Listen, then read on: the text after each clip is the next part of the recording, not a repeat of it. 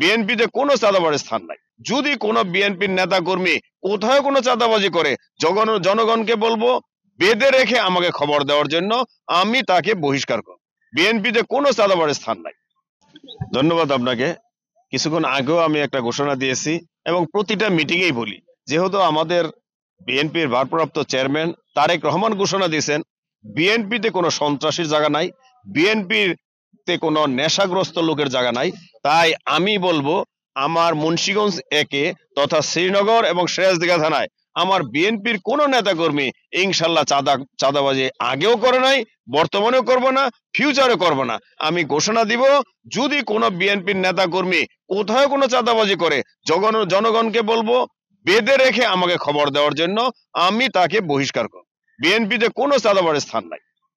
আসলে যুদ্ধ পরবর্তী সময় থেকে 2004 সাল পর্যন্ত এটা কিন্তু বিএনপির ঘাঁটি হিসেবে পরিচিত ছিল। 2004 সাল থেকে মাঝে যে সময় কিন্তু আওয়ামী লীগ সহ বিভিন্ন দলে আসলে নেতারা প্রতিনিধিত্ব করেছেন এই আসনটি এই এত বছর পরে এই সময়তে আসে আপনি এই ধানের শীষের প্রতীক নিয়ে আবার পুনরায় উদ্ধার করতে পারবেন কিনা, আসনটি এই বিষয়ে আপনার কতটা আশাবাদী আপনি? ধন্যবাদ আপনাকে। অ্যাকচুয়ালি এই 17 বছর তো শুধু মুন্সিগঞ্জ এক না, সারা বাংলাদেশের জনগণ ভোট দিতে পারে নাই। তাই আমি যখনই এই গণসংযোগে যাই, আমার মুরব্বীদেরকে দেখে, আমার মা বোনদেরকে দেখে, তাদের কথা শুনে অবাক হই। তারা বলে আমরা এই 17 বছর ভোট দিতে পারি নাই, এই সরকার কবে ভোটের এই নির্বাচন ঘোষণা দিবেন, আমরা রেডি আছি। শুধু রেডি মানে কি, আমরা ভোট দেওয়ার জন্য রেডি আছি এবং ভোটও দিবে ধানের শীষের পক্ষে। সবাই বলতেছে ধান ছাড়া আমাদের কোনো উপায় নাই। সেই সুবাদে আমি বলবো 100% ইনশাল্লাহ আপনার দোয়ায় বিগত দিনে যা ছিল এখন আরো তার চেয়ে বেশি হবে ইনশাল্লাহ।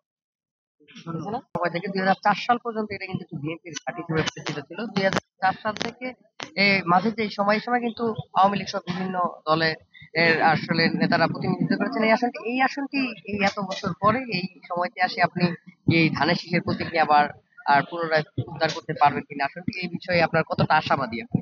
ধন্যবাদ আপনাকে। অ্যাকচুয়ালি এই 17 বছর তো শুধু মুন্সিগঞ্জ এক না, সারা বাংলাদেশের জনগণ ভোট দিতে পারে নাই। তাই আমি যখনই এই গণসংযোগে যাই, আমার মুরব্বীদেরকে দেখে, আমার মা বোনদেরকে দেখে, তাদের কথা শুনে অবাক হই।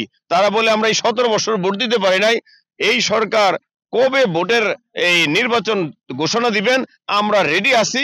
শুধু রেডি মানে কি, আমরা ভোট দেওয়ার জন্য রেডি আছি এবং ভোটও দিবে ধানের শীষের পক্ষে। সবাই বলতেছে ধান ছাড়া আমাদের কোনো উপায় নাই। সেই সুবাদে আমি বলবো 100% ইনশাল্লাহ আপনার দোয়ায় বিগত দিনে যা ছিল এখন আরো তার চেয়ে বেশি হবে ইনশাল্লাহ।